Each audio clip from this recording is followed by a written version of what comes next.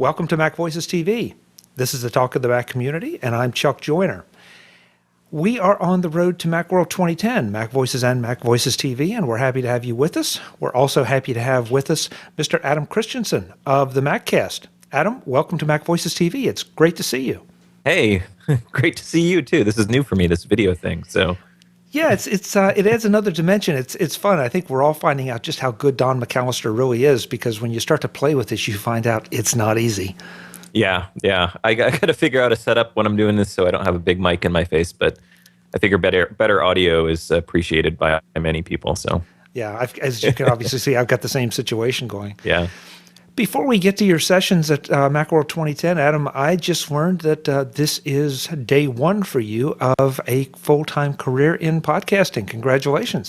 Thank you. Yeah, it's exciting, a little bit scary. We'll see where it goes, but I decided it was, after 5 years of doing this, it was time to dedicate 100% of my efforts to the show and see where I could get it to go. So I have lots of things planned, nothing solidified yet, but going to be working on it over the next couple of weeks. So there should be some changes for my audience, and hopefully they all enjoy it. Well, that's fantastic. I think it's great. It's definitely a challenge, but if there's anybody that can make it work, it's you. So good luck with it. Yeah. Okay, so Macworld 2010, we are, as we record this, we're just a very short time away, and it's getting shorter all the time.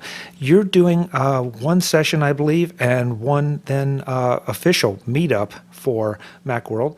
The session, I guess the session is Your Mac Should Be on TV, Apple Home Theater Demystified. Yeah. Adam, this is a great topic. I think it's one that seems to resonate in so many ways, because so many Mac enthusiasts have been playing with trying to get the perfect home theater set up. Have you found one yet? I don't know if I found a perfect one, but we're going to be at least discussing with people their options. I wish we had a little more time to cover it. It's only about a 30-minute session on the main stage. I'm going to be doing it with Ara Derderian of the HD TV podcast, who is a regular on my show. Every once in a while, we do one of these episodes covering your Mac Mini as a home theater, or just Mac home theater in general, because people do have a lot of questions about it. It can be very confusing with all the cables, and how do I get the best audio, and how do I get the best video, and what if I want to record my TV like I do with my DVR? All these questions we're going to try and answer quickly during the session. So it'll be kind of a little mini version of the stuff that I put out on my show, and Ara will be there helping me out. So it should be a lot of fun, and hopefully we can interact with the audience. And, like I said, people usually have a lot of questions about, how do I get my optical in there? There's special cables and things I need. How do I make all the connections? So I think a lot of people kind of get how it might work, but aren't really sure how to stick everything together and make it a cohesive kind of home theater experience. Adam, that's a great word, cohesive home theater experience. I know I have a mini set up for my home theater. I've tried a lot of the prepackaged systems and software. I've tried a lot of different things. I still haven't found anything that really is perfect for me. The Apple TV absolutely has a place, but it's not a solid place. I guess it's not one that I find I can exclude the Mini. Right. Where are you finding, I guess, the two comparisons?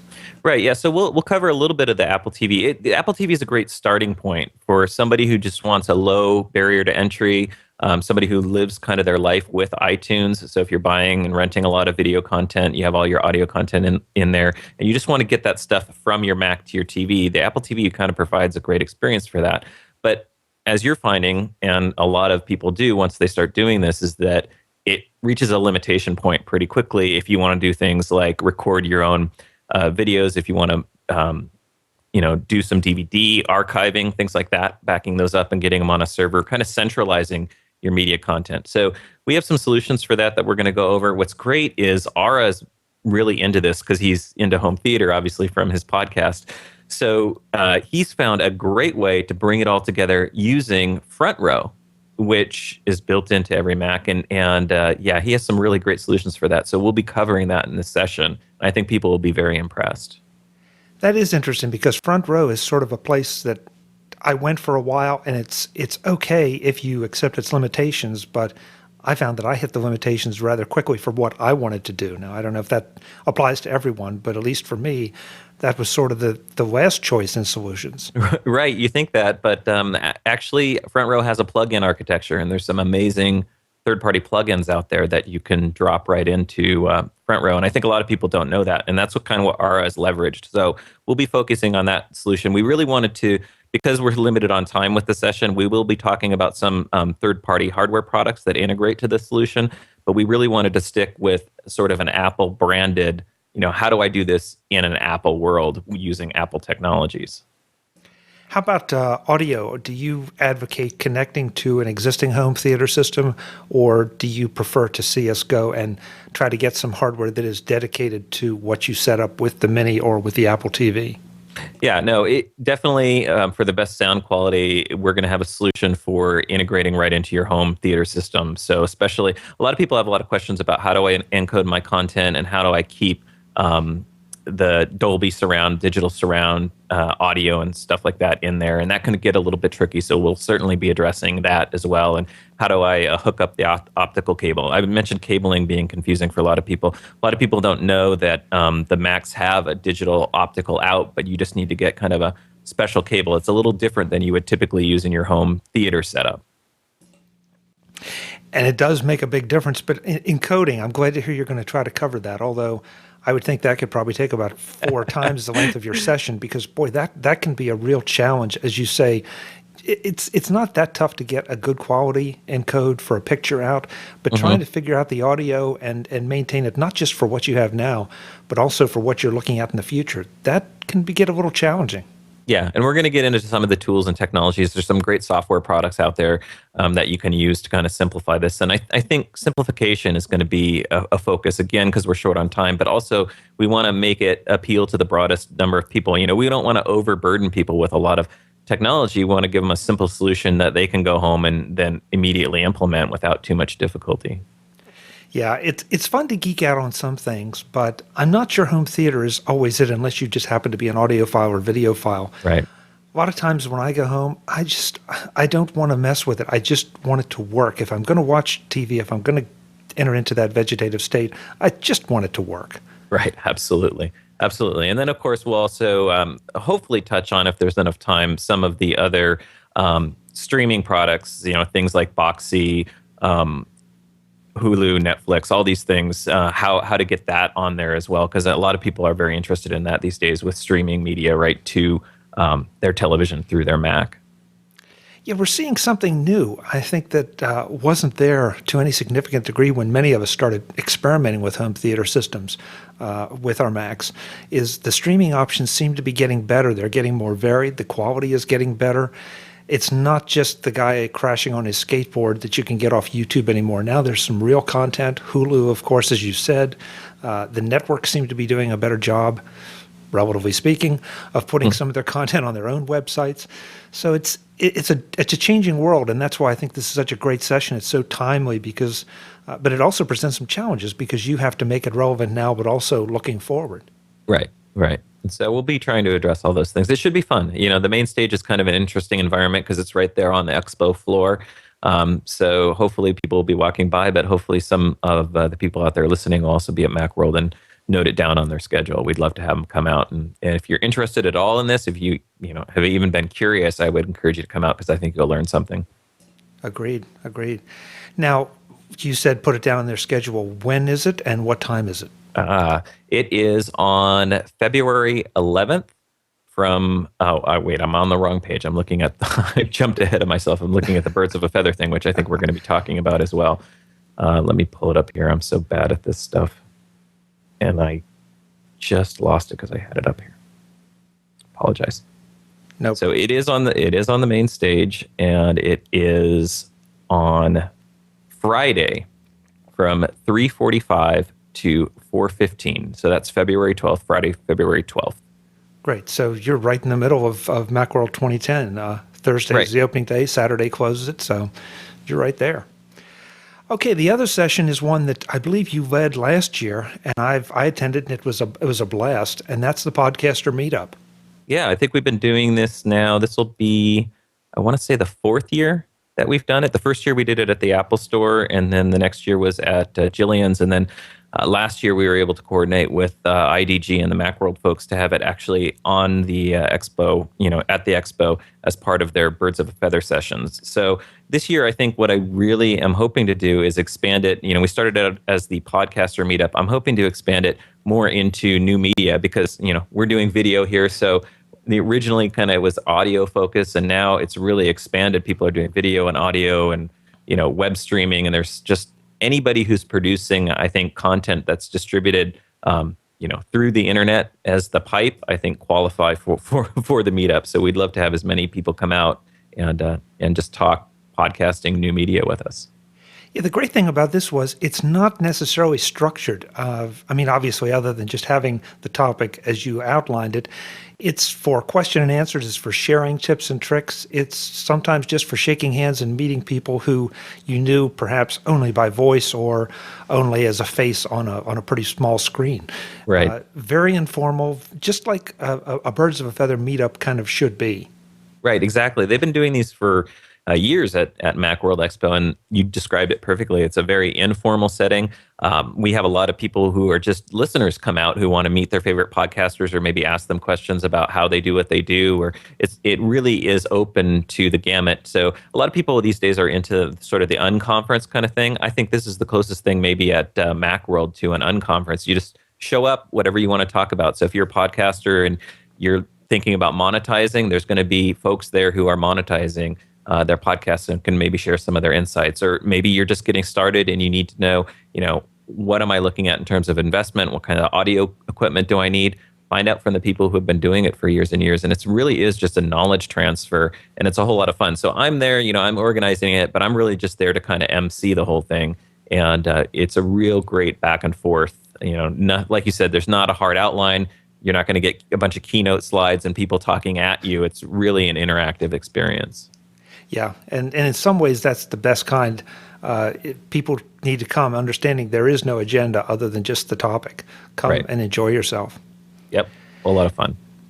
Adam, it's funny to hear you say it, people that have been doing it for years and years. In so many people's minds, podcasting remains kind of a new thing. I'm not quite sure if it's because they're still finding out in the audience for podcasts as an entity or as a specific area is still growing.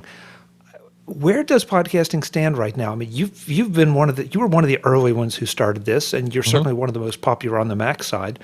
Is it a viable medium really denigrates it? That's not what I mean, but Right. Where does it stand in the hierarchy of things? Yeah, I mean that's the question everybody wants to know. I think it's hard because of what Leo Laporte fighted against early on with the term podcast. It sort of got this stigma early on, and I think it's grown way beyond that. And it really is just media, which is why, like I said, this year at the meetup, I'd really like to move it more into, and I don't even necessarily like the term new media. It's just media because you have traditional media companies coming to this format as well. It's just a different format. It really is just a different pipe, but we're doing all the same things. We're producing shows. We're producing audio shows. We're producing video shows. Some of it's streaming. It's distributed in a bunch of different ways. Now with technologies like we were talking about the home theater with Boxy and Hulu and the Roku box, things like that, people are able to get a set-top box and access this content directly on their television without a computer. So it really is changing. So it's actually a really exciting time to be coming to an event like this because, it's almost anything. It is becoming closer to broadcast, and I think broadcast is moving closer to podcasts. So, I'd like to just say it's media, and we're just producing it differently. And I think in a lot of ways more cost effectively, and we can be more varied in our content.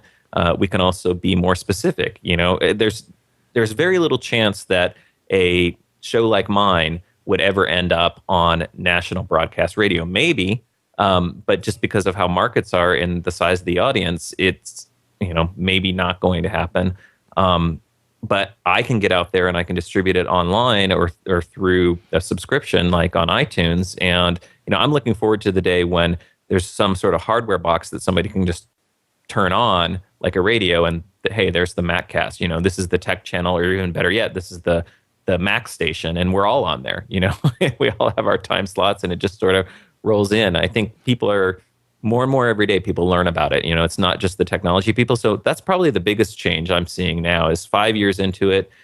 Starting out, it used to be the real tech heads. Now it's kind of going more and more mainstream. I ask, people that I normally aren't into technology, do you know what a podcast is? Because they ask me, what do you do? Well, I do a podcast. Oh, I know what that is. And that wasn't the case 3 years ago. You'd have to kind of explain what a podcast was. So that's a bit of a change. And I think we still have a long ways to go, but it's nice to see we're kind of moving in that direction. People are more comfortable with consuming their content over their internet connection rather than their cable connection or their radio frequency signal that they tune in on the radio. I'm also encouraged by the fact that we're seeing people really understand that this particular medium, call it podcasting, call it media, new media, online media, whatever, they get the fact that it can be very narrowly defined and specific in its topic. So that, right. And if you go to the iTunes store and look under podcasting, it almost doesn't matter what topic you're interested in. Somebody's out there producing content for it. It can be extremely narrow, and it's focused right at you. And I'm finding that more and more appealing, I think, than some of the general interest shows and the people that are trying to cover everything in one episode, because I'm having to deal with too much noise versus what I'm really interested in. I love the idea that I can go and just get something that just talks about what I want to hear about for that period of time. Right. And then the whole time shifting aspect, which is what originally appealed about it to me, is that our schedules are only getting busier and it's only harder to find time to see these things. And I'm with you on the narrow content. I want to be able to drill into the specific topics that I'm interested in. Again, because for me, it's a time thing. I think it's something different for everybody. But what I really do think is amazing, you mentioned the iTunes store. You go in there and you will see, traditional media. I hate using that term, traditional media, but big budget shows. Let's call them big budget shows right next to homegrown shows or smaller budget shows. And there really is an evening of the playing field. So you can go in and you can find what you want, and really the listener gets to decide, or the watcher gets to decide, what they want to consume or what they don't want to consume. And it kind of all plays out there. It's not so much about how big your budget is. And as the technology changes, we're seeing better and better quality come up in shows. We're able to get better equipment at more affordable prices. So there is also becoming less of a quality difference between a big budget network show and the guy that's doing it out of his garage. And it's really amazing to watch that change over the last few years. Well, think of the changes you and I both had in our shows, the capabilities we have for delivery of course, the iPhone changed things a bit, and I wouldn't be doing my job if I didn't ask you about the iPad. What do you think that's going to do to the kind of things that you and I do and all the podcasters who are going to attend the meetup do? Doesn't it just expand the opportunity for our content to be viewed? I think so. I hope so. With the way iTunes is working and iTunes being integrated on a device like that, I mean, it's entirely possible that somebody could pick up a device like the iPad, not even have a computer. Although I think it works better if you do have a computer with iTunes to sync it to, but potentially they could download and subscribe and watch these shows directly on a device. So it kind of gets to that thing I was talking about earlier a little bit about that dream that someday there's a internet radio or web radio that they just say, oh, I want to pop over to the Mac channel and listen to some Mac shows. We're getting a step closer to that with that kind of device like the iPad. I'm more excited about it for other reasons personally, but what I'm finding amazing about that device is that everybody I've talked to who has heard about it, and a lot of these people aren't really typically people I would consider to be into technology, they're excited about it, but everybody has a different reason for it.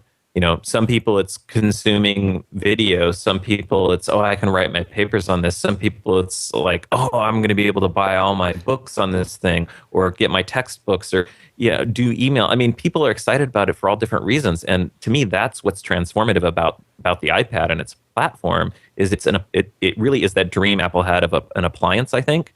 And it's something that people can pick up and immediately be comfortable and familiar with. I think they know, they mentioned that in the keynote.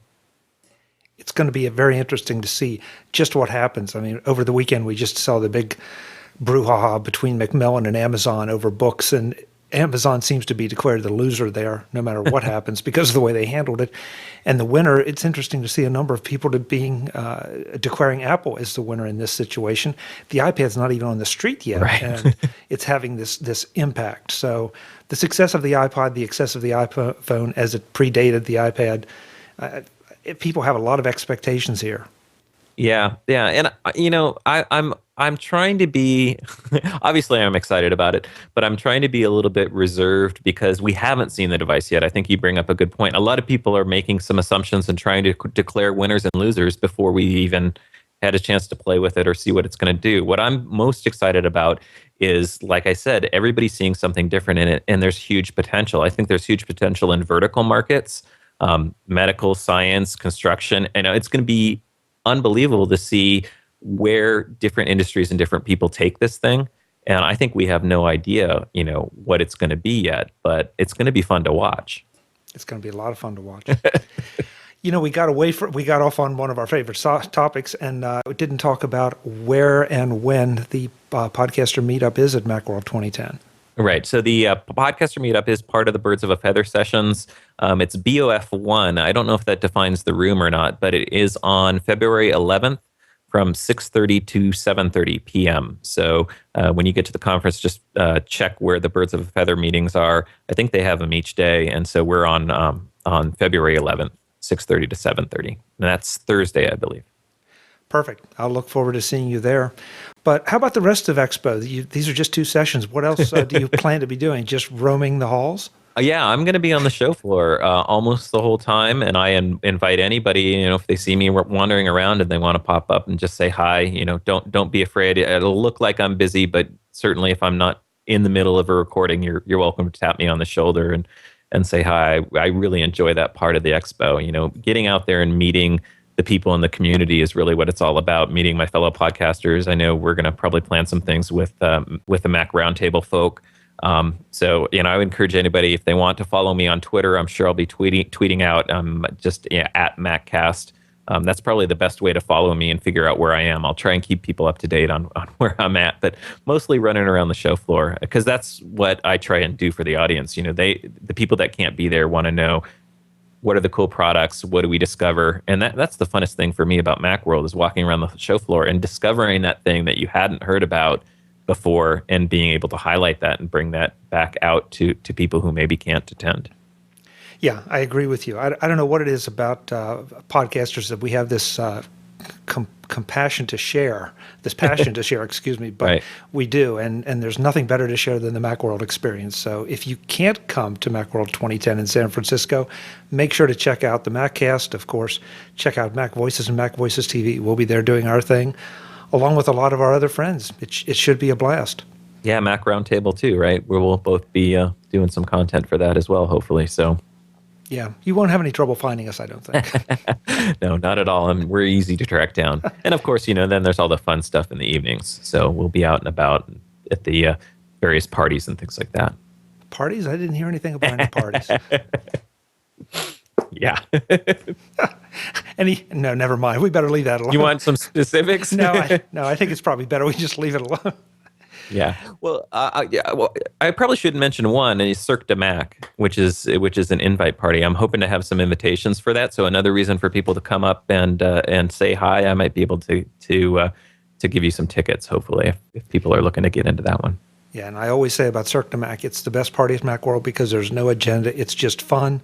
The Macworld All-Star Band plays, so it's a lot of people that you see in the community doing their thing, and this is one of the other things they do, and they do it once a year, and so it's a blast. Yep. So we're going to have a good time.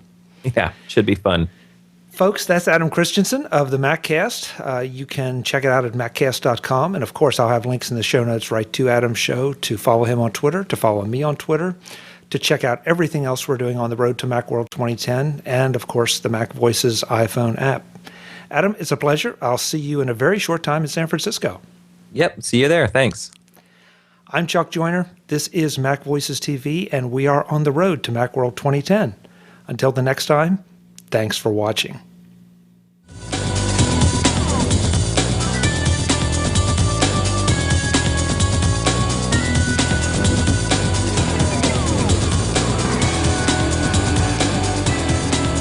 MacVoices TV is part of the MacVoices group and a member of Mac Level 10.